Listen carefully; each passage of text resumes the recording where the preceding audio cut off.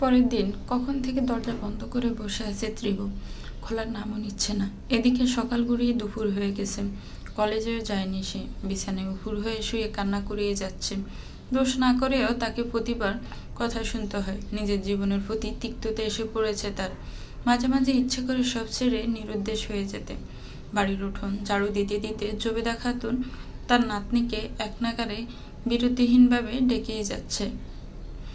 তবুও ত্রিপুর কোনো রেসপন্স নেই। ছোট দোসালা টিনের ঘরের মাঝে টিনের পার্টিশন দিয়ে দুটো ভাগ করা, সেখানে একটা দরজা আছে। ঝাড়ুটা রেখে সেই দরজা ধাক্কাতে ধাক্কাতে জবেদা খাতুন বললেন, ওই ত্রিভু, দুয়ার খোল। কখন থেকে দুয়ার বন্ধ করে বসে রইছ? সকালে খাইলিও না, কলেজেও গেলি না, এখন তো উঠা গোসলটা করবি। জোহরের আজান দিয়া ফালাইছি, উঠা গোসল কর। আমার হয়েছে যত জ্বালা। ত্রিভু কোনো উত্তর দিল না। একসময় ক্ষান্ত হয়ে ত্রিপুর দাদি বাইরে চলে এলো। তখনই হনহন করে বাড়ির ভেতরে ঢুকলো ত্রিভু দূর সম্পর্কের চাচি, যিনি হিমেলের আপন ফুফু। নাম তার হালিমা বেগম। কুটনি বুড়ি টাইপের মহিলা, ব্রিটিশ মহিলা তিনি। ব্রিটিশরা দেশে ফিরে যাওয়ার সময় এই মহিলাকে বেলে রেখে গেছে। তাই তার বেশ তেজ। জাজালো গলায় জবেদা খাতুনকে বলল, কই আপনার আদরের নাতনি কই? আমগো না জ্বালাইলে তো তার পেটের ভাত হজম হয় না। কোন পাপের শাস্তি যে ওর লিগে পাইতেছি তা শুধু আমরাই জানি। মুখ ফুরি তো আমগরে বিনাশ না করলে শান্তি হইবে না। জবেদা খাতুন অবাক কণ্ঠে বলল, কি হয়েছে? কি কইতাছে এসব? আমগো ত্রিভু আবার কি করলো? হালিমা বেগম হুঙ্কার দিয়ে বলে উঠল, কি করে নাই তা কন তো। যখন থেকে এই অলক্ষণী ছায়া আমগো সোনার টুকরা পোলা হিমেলের উপরে পড়ছে, তখন থেকে একটার পর একটা বিপদ লাইগেই আছে। আহা হালিমা, কইবা তো কি হয়েছে? কি কমু আর? হিমেলরে খুঁজে পাওয়া যাইতেছে না।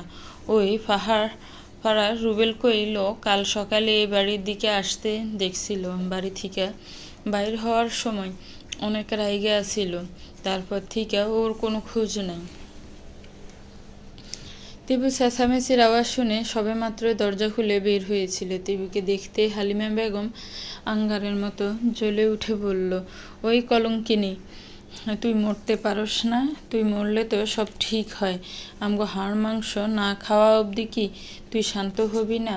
তোর মা তো তোর বাপের জীবন শেষ করছে, এখন কি তুই আমার ভাইয়ের বেটার জীবন শেষ কইরা ক্ষান্ত হবি? এত মানুষ মরে, তোর কেন আল্লাহ চোখে দেখে না? চরিত্রহীন মাইয়া, তোর লিগে গ্রামের কোনো উন্নতি হয় না। মুখ পুরি অলক্ষী নষ্টা মাইয়া।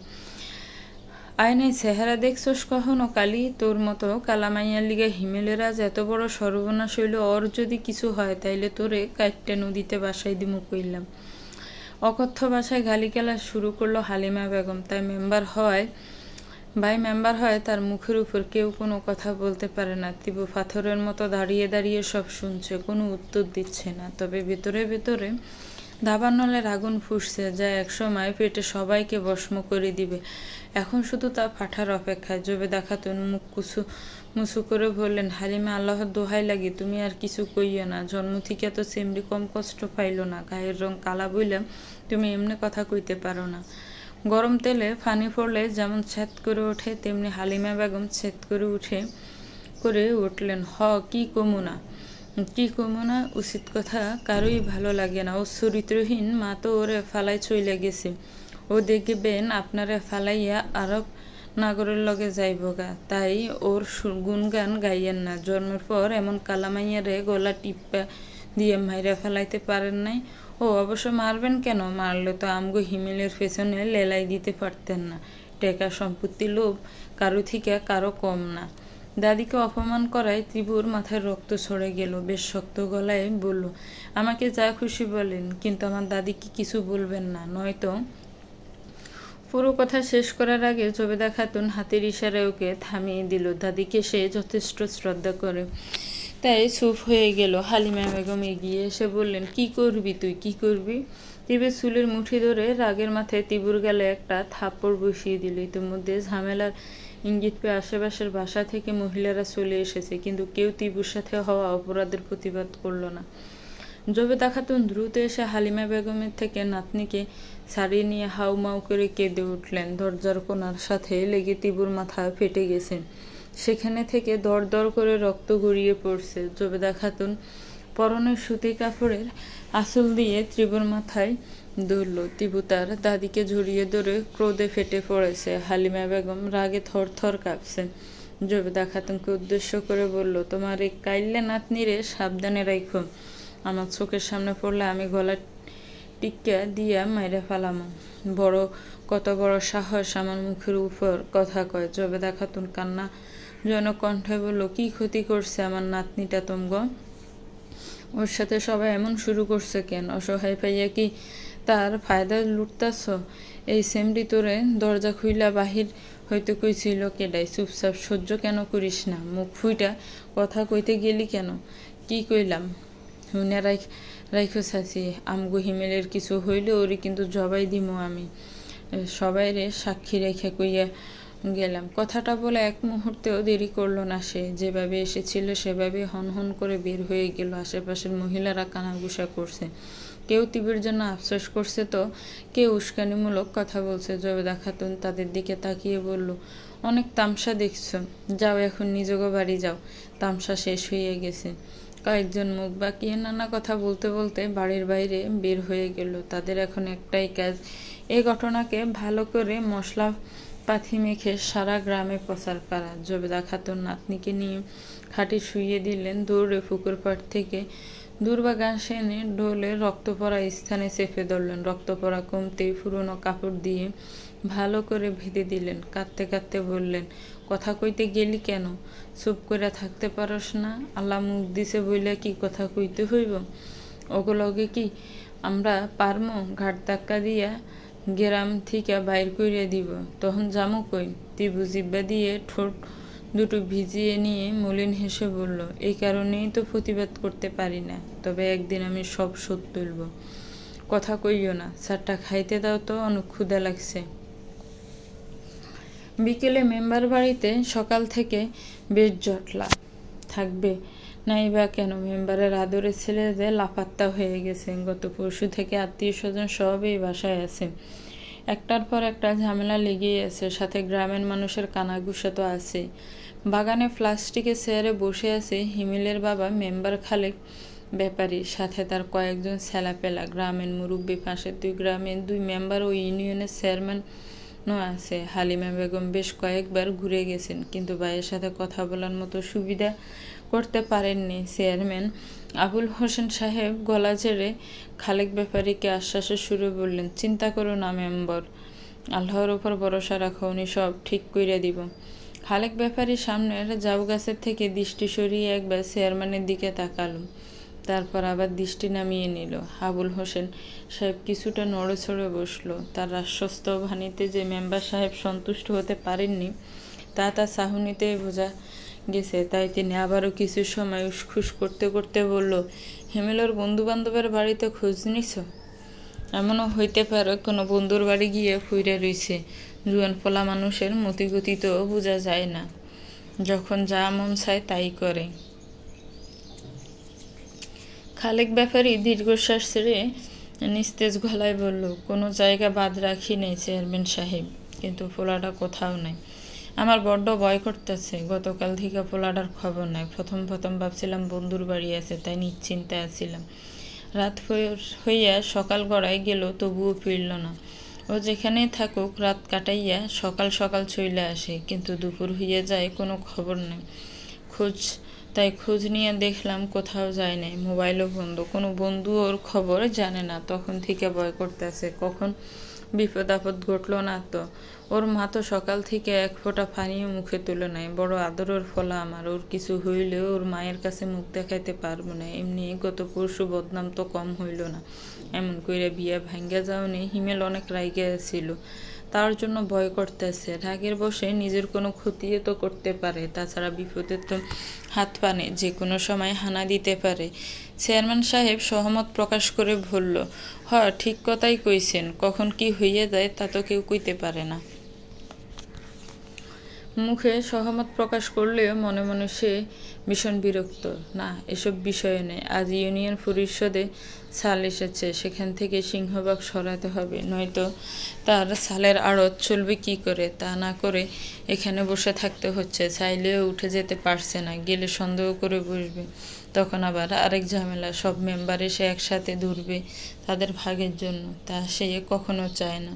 এসব ভাবনার মধ্যে তার পাঞ্জাবির পকেটে থাকা মোবাইলটা ক্রিং ক্রিং করে ভেজে উঠল। কল রিসিভ করতে অপর পাশ থেকে একজন জোরে চেঁচিয়ে বলল, চেয়ারম্যান সাহেব, সাউল কি করব? আবুল হোসেন সাহেবের খুব করে বলতে ইচ্ছে করছিল, তোর মাথায় বেটে দে শালায়, কিন্তু সামনে এত মানুষ থাকায় তা বলা হলো না। দাঁতে দাঁত চেপে কিরমির করে বলল, আমি আসছি, আর একটু অপেক্ষা করো। বলেই দ্রুত কল কেটে দিল। সামনের দিকে তাকিয়ে দেখলো সবার দৃষ্টি তার দিকে, তাই হে হে করে ব্যাককল মার্কা হাসি দিয়ে বলল, দরকারি কল ছিল, আমাকে এক্ষুনি ইউনিয়ন পরিষদে যেতে হবে, চাইলেও আর বসে থাকতে পারছি না। কিছু সময়ে থেমে চেয়ার থেকে উঠতে উঠতে হিমেলের বাবাকে উদ্দেশ্য করে চেয়ারম্যান সাহেব বলল, চিন্তা করো না ব্যাপারী, সব ঠিক হইয়া যাইব, আমি তাহলে উঠি। খালেক ব্যাপারী মাথা নাড়িয়ে সায় দিল। চেয়ারম্যান সবার দিকে তাকিয়ে হাত উঠিয়ে আসছি বলে দ্রুত কেটে পড়ল। আবারও সেই লোকটা কল দিয়ে ফেলেছে, সে না যাওয়া অবধি কল দিতেই থাকবে। খালেক ব্যাপারী মাথা নিচু করে একবার চেয়ারম্যানের যাওয়ার দিকে তাকিয়ে বড় করে শ্বাস ছাড়ল। আশেপাশের মানুষ নানা কথা বলছে, কিন্তু কোনোটাই তার কর্ণগোচর হচ্ছে না। মিনিট খানেক পর একটা লোক এসে ব্যাপারীর হাতে মোবাইল ধরিয়ে দিয়ে বলল, ভাই আপনার ফোন আইছে। শান্ত ভঙ্গিতে খালেক ব্যাপারী মোবাইলটা হাতে নিয়ে কানে দিল, কিন্তু মোবাইলে কানে দিতে মুহূর্তের মধ্যে তার চেহারার রং পাল্টে গেল। রেগে মোবাইলের ওপর পাশের ব্যক্তিটাকে বলল, কার এত বড় সাহস? আমি এক্ষুনি আসতেছি। কার এত বড় সাহস? আমার ফোলারে জেলের ভেতর ঢুকাইছে, কলিজা টান দিয়া বাইর কইরা ফালাম। গত এক রাত একদিন ধরে আমার ফোলার জেলে, আর আজকে আমি জানি। কই থানার ওসি কই? খালেক ব্যাপারে হুঙ্কার দিতে দিতে থানার ভিতরে প্রবেশ করলেন। হিমেল গত একদিন এক রাত ধরে জেলের ভিতরে আছে, এটা শুনে তার মাথা গরম হয়ে গেছে। তখন তার এক লোক কল করে জানিয়েছিল হিমেল জেলে। বেশ, এটা শুনে ছুটে থানায় চলে এসেছে। চেয়ারম্যান আবুল হোসেন সে বিরক্তি মাখা মুখে তার পাশে দাঁড়িয়ে আছে। অর্ধেক রাস্তাও যেতে পারিনি, খালেক ব্যাপারীর কল পেয়ে থানায় ছুটে এসেছে। সে এক কনস্টেবলকে বলল, আপনাদের ওসি কোথায়? উত্তর দিকের কর্নারে চেয়ার টেবিলে বসে এক কনস্টেবল খাতায় কিছু একটা লিখছিল। সে শান্ত ফর্ণে চোখ উঠিয়ে চেয়ারম্যানের দিকে তাকালো, তারপর মুখে কোনো কথা না বলে আঙ্গুল দিয়ে পূর্ব দিকে দেখিয়ে দিলেন। দ্রুত পায়ে খালেক ব্যাপারী আবুল হোসেন সাহেব সাথে দুজন লোক পূর্ব দিকে কামরায় চলে গেলেন। ওসি রিপন সাহেব মাত্রই বাসার দিকে রওনা দিবেন ভেবেছিলেন, কিন্তু তখনই তার কামরায় ৬০ জন লোকের প্রবেশ। চেয়ারম্যান ও মেম্বারকে চিনতে তার বেশ বেগ পেতে হলো না। ব্রু কুচকে তাদের দিকে তাকিয়ে রইল। খালেক ব্যাপারী রেগে বললেন, কোন অপরাধে আমার সোনার টুকরো ছেলেকে জেলে পুরেছেন? কি করেছে আমার ছেলে? রিপন সাহেব সিট দেখিয়ে বলল, বসুন। চেয়ারম্যান ও মেম্বার সাহেব দুজনেই বসলো। খালেক ব্যাপারীর মুখটা রাগে লাল, নীল সিগন্যাল দিচ্ছে। তিনি আবারও চেঁচিয়ে বলল, কি হলো? আমার কথার উত্তর দিন। হিমেল কি করেছে? কোন অপরাধের ভিত্তিতে ওকে আটক করেছেন? রিপন সাহেব দুই হাত টেবিলের উপর রেখে শান্ত কণ্ঠে বলল, আমি কি এখন আপনাকে কৈফিয়ত দিব? আপনি ভুলে যাবেন না এটা একটা থানা, আর আপনি থানার ওসির সাথে কথা বলছেন। খালেক ব্যাপারী রেগে টেবিলে জোরে একটা বাড়ি দিয়ে বলল, আপনি জানেন আমি কার ভাই? সামনের ইলেকশনে আমার বড় ভাই রুহুল আমিন এমপি পদে দাঁড়াবেন। তার সাথে বড় বড় রাজনৈতিক নেতার হাত আছে। একটা কল করলে আপনার ট্রান্সফার হতে মাত্র কয়েক ঘন্টা লাগবে। আপনি আবার বলছেন আমাকে কৈফিয়ত দিতে বাধ্য। ব্যাপারীর হুমকিতে কাজ হলো। ওসি সাহেব কিছুটা নজর হয়ে বসল। রুহুল আমিনের সাথে আসলেই অনেক বড় বড় নেতার উঠা বসা। তাকে ট্রান্সফার করতে একদিনের বেশি 2 দিন লাগবে না। চাকরির শেষ সময়ে এসে ট্রান্সফার নিয়ে এসে এত ঝামেলা করতে চায় না, তাই কিছুটা নরম সুরে বলল, আপনার ছেলেকে শুধু শুধু অ্যারেস্ট করা হয়নি। সে মহিউদ্দিন সাহেবের একমাত্র মেয়ে মারিয়াকে হ্যারেস করেছে। দিনে দুপুরে তাদের সামনে গিয়ে মারিয়াকে গলা টিপে ধরেছে। তাই মহিউদ্দিন সাহেব আমাদের কাছে কমপ্লেন করেছে। আমরা উপযুক্ত তথ্য প্রমাণ সাক্ষীর বয়ানের ভিত্তিতে তাকে অ্যারেস্ট করেছি। হিমেল সেদিন ত্রিভুদের বাড়ি থেকে বের হয়ে সোজা মারিয়াদের বাসায় গিয়েছিল। সেখানে রাগের মাথায় মারিয়ার বাবা মায়ের সামনেই মারিয়ার গলা টিপে ধরেছিল। তখন দ্রুত নিজের মেয়েকে ছাড়িয়ে পুলিশকে বিষয়টা ইনফর্ম করে। পুলিশ ঘটনাস্থলে পৌঁছে হিমেলকে আটক করে থানায় নিয়ে আসে। ওসির কথা শুনে খালেক ব্যাপারী হুঙ্কার দিয়ে বলল, কি মহিউদ্দিনের এত বড় কলিজা, আমার ছেলেকে পুলিশে ধরিয়ে দেয়। আগে এই দিকটা সামলায়, তারপর ওর খবর নিব। ও আর ওর মেয়ে অনেক বেশি বেড়েছে। ওসি একগালে হেসে নির্লিপ্ত ভঙ্গিতে বলল, তাও ভাগ্য ভালো আপনার ছেলের নামে মামলা করেনি। মামলা করলে বেজাল হয়ে যেত, কমপ্লেন করাই রক্ষা। চেয়ারম্যান সাহেব বললেন, হিমেলকে বের করার ব্যবস্থা করুন। ওসি সাহেব উসখুস করে বললেন, এমনি এমনি তো বের করতে পারি না, যদি কিছু। ওসি সাহেব কিসের কথা বলছে তা বুঝতে পেরে খালেক ব্যাপারী বলল, খরচাপাতির কথা চিন্তা করবেন না, আগে আপনি আমার ছেলেকে বের করুন। আবুল হোসেন সাহেব কপাল কুঁচকে বললেন, কত লাগবে আপনার? ওসি সাহেব বিজয়ী হেসে বলল, এই 1000 হলেই চলবে। খালেক সাহেব তার সাথে থাকা 2 ছেলেপেলাদের থেকে একজনকে ডেকে বললেন, এই মিন্টু, স্যাররে 1005 টাকা দিত। মিন্টু নামক লোকটা ব্যাপারীর আদেশ পেয়ে শার্টের পকেট থেকে দ্রুত টাকা বের করে ওসির হাতে দিলেন। ওসি সাহেব সিলের মতো ছৌ মেরে টাকাটা নিয়ে প্যান্টের পকেটে গুজে ফেললেন। কেউ দেখলে আবার ঝামেলায় পড়তে হবে। টাকা রেখে খুশি মনে টেবিলে থাকা বেল ছাপলেন। মিনিটের মধ্যে এক হাবিলদার এসে সেলুট করে বলে নিয়ে, স্যার যাও গিয়ে ওনার ছেলেকে নিয়ে এসো। Okay sir. হাবিলদার আদেশ পেয়ে ছুটল 14 শিকের কারাগারের দিকে।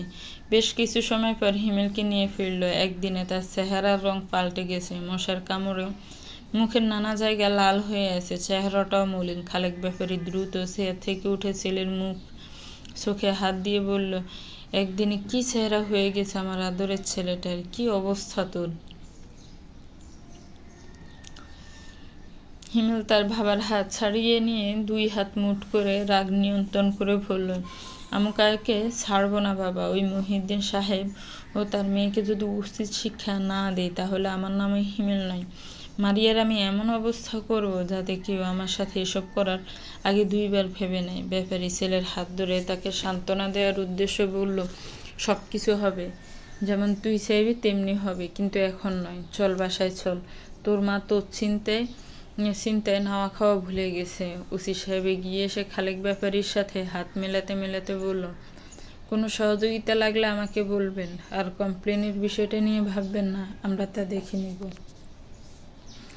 আসছি বলে খালেক ব্যাপারী, আবুল হোসেন সাহেব, হিমেলও সাথে লোক বেরিয়ে গেল। টেবিলে বসে থাকা সেই কনস্টেবলটা ঘৃণায় ওসি সাহেবের থেকে চোখ ফিরিয়ে নিলেন। পুরো ঘটনাটা তার জানা আছে। ঘুষের বিনিময়ে ছেলেটা ছাড়া পেয়ে গেছে, এই আর নতুন কি? থানা থেকে বেরিয়ে ব্যাপারী চেয়ারম্যানও তার ছেলেপেলা মিন্টু লোকমানকে বলল, চেয়ারম্যান সাহেব আপনি বাসায় চলে যান, এমনি আজকে আমারও অনেক সময় দিছেন। আর মিন্টু, লোকমান তোরা হিমেলকে নিয়ে বাসায় চলে যা, আমি একটু আসছি।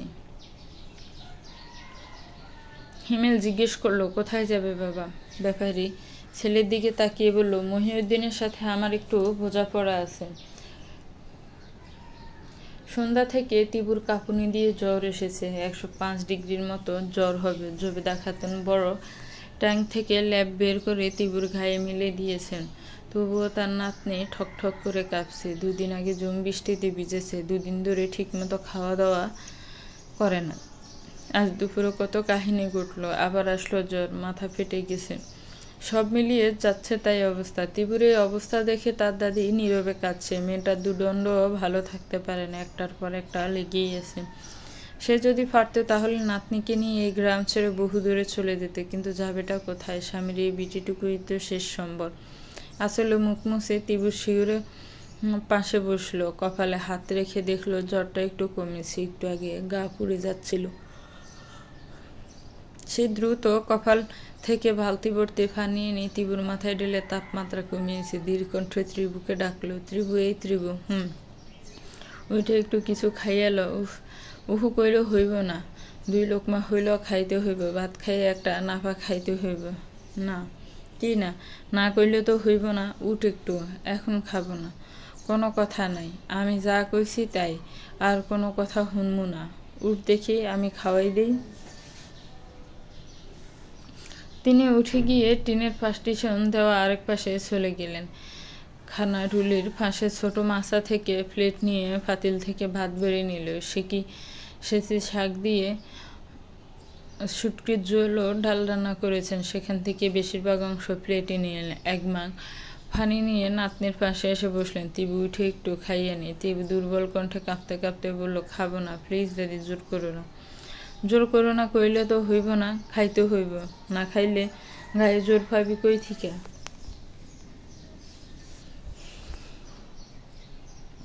না চাইতো দাদির জোরাজুরিতে তিবুকে উঠতে হলো, কারণ তিবু না খেলে তার দাদি খাবে না। কয়েক লোকমা খাওয়ার পর নাক মুখ কুচকে বলল, আর খাবো না দাদি, এবার তুমি খেয়ে নাও। কোনো কথা কবি না, চুপচাপ পুরা প্লেট শেষ করবি। বিকেলে কাকের ঠোকর, বকের ঠোকরের মতো অল্প একটু ভাত খাইছিস, সেগুলো কি এতক্ষণ পেটে থাকে? আর একটু খাইয়ে নে। সম্ভব না, মাথা ঘুরাইতেছে। জবেদা খাতুন আর জোর করলেন না। জোর করলে যদি আবার যতটুকু ফেটে পড়েছে তা বমি করে ফেলে দেয়, তাই মুখ দিয়ে ওষুধ খাইয়ে দিলেন। তিবু লেপ মুড়ি দিয়ে শুয়ে পড়ল। ভীষণ শীত করছে। মাথার কোণার দিকে ফেটে যাওয়া স্থানে ব্যথা করছে, সাথে শরীরও কাটছে। জবেদা খাতুন আধ খাওয়া প্লেট ডেকে রেখে হাত ধুয়ে এলেন। তিবুর মাথার পাশে বসে চুলে বিড়ি কেটে দিতে লাগলেন। দুর্বল শরীর থাকে অল্প সময়ের মধ্যে তিবু ঘুমিয়ে পড়ল। জবেদা খাতুন দরজা বিড়িয়ে কলফার থেকে উজু করে এলেন। নামাজ বিছিয়ে নামাজে দাঁড়িয়ে গেলেন। নাতনির জন্য নফল নামাজ পড়ে আল্লাহর কাছে প্রাণ ভরে দোয়া চাইলেন, যাতে সে দ্রুত সুস্থ হয়ে যেতে পারে। তিবু অসুস্থ হলে তিনি সারা রাত নামাজ পড়ে আল্লাহর দরবারে ওর জন্য সুস্থতা কামনা করে। ওই রবিন, ক্যাচ ধর। উফ শিট, যা বেটা, কি করলি এটা? সিম্পল ক্যাচটা মিস করে দিলে এবার পাক্কা আউট হয়ে যেত। তোদের হয়েছি কি আজ? একটা ক্যাচও ধরতে পারিস না? আদনানের মুখে স্পষ্ট বিরক্তি। ক্যাচটা মিস হয় সে রবিনের ওপর ঢের বিরক্ত। আজ ক্রিকেট খেলার মুডই নষ্ট করে দিচ্ছে ওরা। না ফিল্ডিং ভালো করছে, না ব্যাটিং বোলিং এর কথা নাই বাদই দিলাম, সব মিলিয়ে যাচ্ছে তাই অবস্থা। রবিন মুখ কুচুমুচু করে বলল, সরি রে আদনান। আদনান চেঁচিয়ে বলল, তো সরির গুষ্টি কেলে, একটাও ভালো মতো খেলতেছিস না। এই প্রিপারেশন নিয়ে তোরা ম্যাচ জিতবি? আমি গ্যারান্টি দিয়ে বলতে পারি 0 রানে সব আউট হয়ে বসে থাকবি। মেজাজটাই খারাপ করে দিতেছিস। ওই সজল, তুই কি বল করাও ভুলে গেছিস? একবারে 4টায় ছাকা বল করলি। আর আকাইমারে উইকেট কিলার কে দিছে রে? ও তো চুলের জ্বালার খোঁজে দেখে না, বল ধরবো কি? উইকেট কিপারের দেন থাকতে হয় সামনের দিকে, তার দেন থাকে চুলের দিকে। একটু পর পর চুল ঠিক করতে ব্যস্ত হয়ে পড়ে। ওর কাঁধে হাত রেখে বলল, আদনান শান্ত হয়, চেঁচামেচি করলো তুই কিছু হইব না, ঠান্ডা মাথায় সব হ্যান্ডেল করতে হইব। কি শান্ত হুমো বলতো? গত 2 ঘন্টা ধরে ওরা যা খেলতেছে তাতে যে আমি মাঠ ছেড়ে এখনো যাই নাই, তা অনেক বেশি। মেজাজ গরম হয়ে গেছে আমার। আর তুই বলিস ঠান্ডা মাথায় হ্যান্ডেল করতে? ম্যাচের আর মাত্র 4 দিন আছে। এখন যদি এই অবস্থা হয় তাহলে কি হবে ভেবে দেখছিস? আমার উপর দিয়ে কি ঝড় যাইতেছে তা তো তোরা জানিস। আমাদের পরিবার কি অবস্থা দিন পার করছে তাও তোদের অজানা নয়। আম্মু অসুস্থ, আব্বু ডায়াবেটিসের রোগী, তার মধ্যে আমাকে আব্বুর স্টেশনারি দোকানে বসতে হচ্ছে, তাদেরকে সামলাতে হচ্ছে, নিজেকে শক্ত করতে হচ্ছে। মন মানসিকতা আমার অনেক খারাপ, তবুও তোদের অনুরোধে আমি খেলতে রাজি হয়েছি। এখন যদি তোরা এই অবস্থা করিস তাহলে আমি যাব কোথায়? ফিল্ডিংটা ভালো মতো করতেছিস না, অ্যাট লাস্ট ব্যাটিংটা ভালো মতো করবি। সব কিছুর বাজে একটা অবস্থা, কিন্তু ওদের তাতেও কোনো মাথা ব্যথা নেই। সব মাথা ব্যথা একা আমার তো মনে হচ্ছে ওদের থেকে হাই স্কুলের ফলাফলগুলো ভালো খেলে। সবাই মাথা নিচু করে দাঁড়িয়ে আছে। আদনান কোমরে 2 হাত রেখে রাগে ফুঁসছে। 4 দিন পর পাশের গ্রাম সুবর্ণপুরের ছেলেদের সাথে তাদের গ্রামের ছেলেদের একটা ক্রিকেট ম্যাচ আয়োজন করা হয়েছে। এর জন্য গত 1 সপ্তাহ ধরে অনুশীলন করছে, কিন্তু পারফরমেন্স ভালো নেই। এতে ভীষণ রুষ্ট আদনান। সবার থেকে খেলায় ভালো বলে তাকেই ক্যাপ্টেন বানানো হয়েছে, পাশাপাশি কোচের দায়িত্ব সে পালন করছে। ওকে সবাই কম বেশি মানে, তাই ওর কথার উপর কারো কথা বলার সাহস নেই। আকরাম ধীর কণ্ঠে বলল, ভাই চুলগুলো অনেক ঝালাইতেছিল, তাই বারবার তা ঠিক করছিল। আদনান ক্রুদ্ধ দৃষ্টিতে আকরামের দিকে তাকাতে আকরাম চোখ নামিয়ে নিল।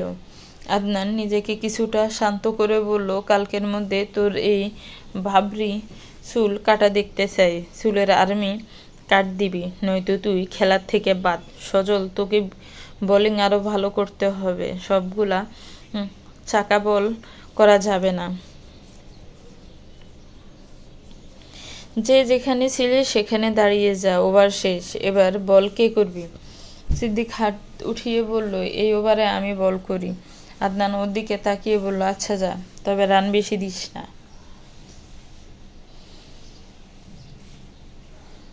ওকে, নো টেনশন, আমি রান বেশি দিব না। আদনান সবাইকে থামিয়ে বলল, 1 মিনিট। সব সময় মাথায় রাখবি বিপরীত টিমের সাথে খেলছিস, তাই ওদের সাথে খেললে যেরকম পারফরমেন্স করতে সেরকম করবি, যাতে করে ওইখানে গিয়ে কোনো সমস্যা না হয়। সবাই একসাথে সমস্যারে চেঁচিয়ে বলল, ওকে ক্যাপ্টেন। আদনান কপট রাগ দেখিয়ে বলল, হইছে যা, এবার ভালো মতো খেলিস। যদি এখন আগের মতো হেলায় ফেলায় পারফরমেন্স খারাপ করিস তাহলে আমি সোজা বাসায় চলে যাব। খেলার মাঠে আমাকে আর পাবি না। তোমাদের বাপ বেটির হইছে কি আমাকে একটু বলবা? কোন ভীমরতিতে ধরছে? আমার কোনো কথা কানেই নিতাচ্ছ না। একটা অঘটন ঘটে গেলে তখন ভালো লাগবে মনে হয়, এর আগে তো আমার কথা শুনবা না। মেম্বার সাহেব যে কালকে এসে হুমকি দামকি দিয়ে গেল, তাতেও কি তোমাদের একটু ভয় ডর কিছু করে না? ওই হিমেল তো অনায়াসে ছাড়া পেয়ে গেছে, এখন পদে পদে সুযোগ খুঁজবো আমাদের মারিয়ার ক্ষতি করতে। তাই আমি বলি কি, ওকে ঢাকায় আমার ভাইয়ের বাসায় পাঠিয়ে দেয়। এখানকার অবস্থা স্বাভাবিক হলে তারপর ফিরিয়ে আনবো নি। আলেয়া বেগম এক নাগাড়ে তার স্বামী মহিউদ্দিন ও মেয়ে মারিয়াকে কথাগুলো বলল, কিন্তু তার কথায় তার স্বামী সন্তানের কোনো ভাবান্তর হলো বলে মনে হলো না। মারিয়াও তার ভাবে একদিনে সোফায় বসে টিভিতে একটা চাইনিজ মুভি দেখছে। আলেয়া বেগম রেগে টিভি বন্ধ করে সামনে এসে দাঁড়ালেন। তাতে বাপ মেয়ে দুজনেই বিরক্তি নিয়ে আলেয়া বেগমের দিকে তাকালেন। মহিউদ্দিন সাহেব কপালে কুঁচকে বলল, আহ আলেয়া, রাত বিরেতে কি শুরু করলি? মুভিটা একটু দেখতে দাও। মারিয়াও তার ভাবার সাথে যোগ দিয়ে বলল, আমু কি শুরু করলা? সরো সামনে থেকে। আলেয়া বেগম রাগী গলায় বলল, আমার কথা কি তুমগো একটাও শুনছ? কতগুলা কথা বললাম আমি, একটা কথাও আমলই নিলা না। সেদিন দিনে দুপুরে মারিয়াকে আমাদের সামনে গলা টিপে ধরেছে হিমেল। ওকে একা ফেলে যে মেরে ফেলবে না তার গ্যারান্টি কি? হিমেলের বাবা আমাদের বাসায় এসে হুমকি দিয়ে যায় আমাদের দেখে নিবে। তা তাকিয়ে তাকিয়ে দেখা ছাড়া কোনো উপায় ছিল না আমাদের। তাই ভালোই বলছি, মারিয়াকে এখান থেকে ঢাকায় পাঠিয়ে দাও। এখানকার পরিস্থিতি ভালো না, যে কোনো সময়ে মারিয়ার উপর আক্রমণ হতে পারে। মারিয়ার আব্বু, তুমি একটু আমার কথা শোনো। আলেয়া বেগমের কথা শুনে মহিউদ্দিন সাহেব তপ্ত নিঃশ্বাস ছাড়লেন। একমাত্র মেয়েকে নিয়ে মারিয়ার মায়ের ভয় পাওয়াটা স্বাভাবিক। গতকাল সন্ধ্যার একটু পরে খালেক ব্যাপারী এসে নানা হুমকি দামকি দিয়ে গেছে, মানহানির মামলাও নাকি করবে বলেছে। তারপর থেকে আলেয়া বেগমের মনে নানা চিন্তায় ঘুরপাক খাচ্ছে। সারাদিন বয়ার্ত গলায় সম্ভাব্য বিপদের কথাবার্তা ভুলে গেছে। মহিউদ্দিন সাহেব ততটা গুরুত্ব না দিলেও তার মনে যে মেয়েকে নিয়ে ভয় নেই তা কিন্তু নয়। সে শুধু ভয়টা প্রকাশ করছে না, হলুদের দিন থেকে যে ঝামেলা শুরু হয়েছে তা দিনকে দিন বেড়েই যাচ্ছে। কিন্তু মারিয়া এসবের ধার ধারে না। সে প্রচুর সাহসী মেয়ে, তার একটাই কথা, এখান থেকে সে যাবে না। এই ঘটনা শেষ দেখেই ছাড়বে। সে যদি এখান থেকে চলে যায় তাহলে নিজের কাছে নিজে বিতু নামক উপাধি পাবে। সে এখানে থেকে বাবার সহযোগিতায় সব ঠিক করবে। হিমেল উল্টাপাল্টা কিছু করার আগে অ্যাকশন নিয়ে ফেলবে। আলেয়া বেগম আবারও চেঁচিয়ে বলল, কি হলো, কিছু বলছো না কেন? একটা অঘটন ঘটলে কি তোমাদের টনক নড়বে? মারিয়া এগিয়ে এসে তার মাকে সোফায় বসিয়ে দিয়ে তার সামনে হাঁটু গেড়ে ফ্লোরে বসলো। তারপর মায়ের 2 হাত নিজের হাতের মুঠোয় নিয়ে বলল, তুমি খামোখা টেনশন করছো আম্মু। তুমি যেমনটা ভাবছো সেরকম কিছুই হবে না। আর আমি এখান থেকে কোথাও যাব না। আমি যদি পালিয়ে যাই তাহলে ওরা ভাববে আমি ভীতু, কিন্তু তোমার মেয়ে তো ভীতু নয়, সামনে দাঁড়িয়ে লড়াই করতে জানে। তুমি আর ভাবাই তো আমাকে শিখিয়েছ বিপদে ভয় না পেয়ে ধীর বিশ্বাসের সাথে তা মোকাবিলা করতে। তাহলে এখন মোকাবিলা না করে অন্য কোথাও যাব কেন আমি? সব কুকুর কিন্তু কামড় দেয় না আম্মু। কিছু কুকুরের কাজই দূর থেকে ঘেউ ঘেউ করা। ওই মেম্বারও তার ছেলেও সেই ঘেউ ঘেউ করা কুকুর। মুখে টটাস টটাস বলতেই পারে, কিন্তু কাজের বেলায় ঠনঠনাঠন ঘন্টা। আলায়া বেগম রেগে তার হাত সরিয়ে নিয়ে উঠে দাঁড়ালেন। তারপর মুখ ঝামটা মেরে বলল, তোমাদের বাপ বেটি যা মন চায় তা কর, আমি আর কিচ্ছু বলবো না। কিন্তু কোনো অঘটন ঘটলে দুজনের একজনকেও আমি ছেড়ে কথা বলবো না। কথাটা দুজনেই ভালো করে মাথায় ঢুকিয়ে রাখিস। দ্রুত পায়ে রুমে গিয়ে ঠাস করে দরজাটা লাগিয়ে দিলেন আলেয়া বেগম। দরজার শব্দে কিছুটা কেঁপে উঠলেন মহিউদ্দিন সাহেব। তিনি এখন গভীর চিন্তায় ডুব দিবেন। মেয়ের চিন্তা তার মাথায়ও গুড়গুড় করছে।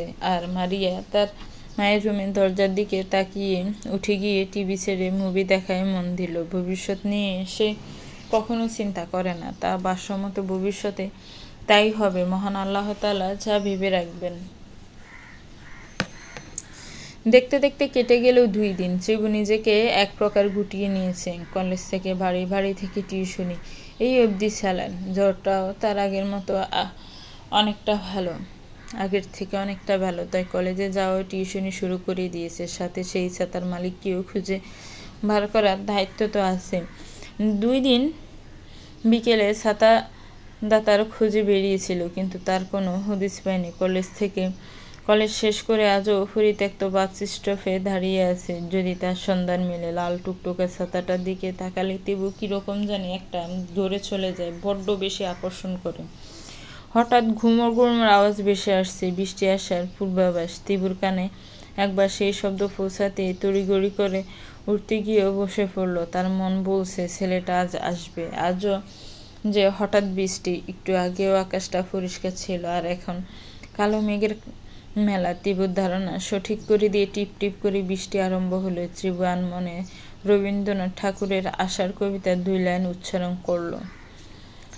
নীল নবগণে আশার গগনে তিল ঠাই আর নাহিরে, ওগো আজ তোরা যাস নে ঘরের বাহিরে। গাছের পাতায় বৃষ্টি পড়ে মৃদু শব্দের ঝংকার দিচ্ছে। মনে হচ্ছে কেউ কোনো বাদ্যযন্ত্র বাজানোর দায়িত্ব নিয়েছে। ত্রিভু ছাতা হাতে নিয়ে বৃষ্টি দেখায় মনোযোগ দিল।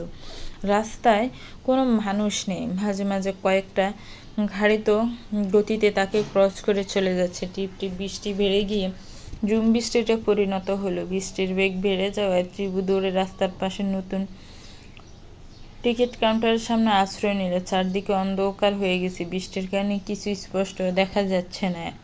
তখনই একটা ছেলে মাথার চুল ঝাড়তে ঝাড়তে ত্রিভুর পাশে এসে দাঁড়ালো। স্পষ্ট আলোতে ত্রিভু চমকে উঠে বলল, আরে আপনি?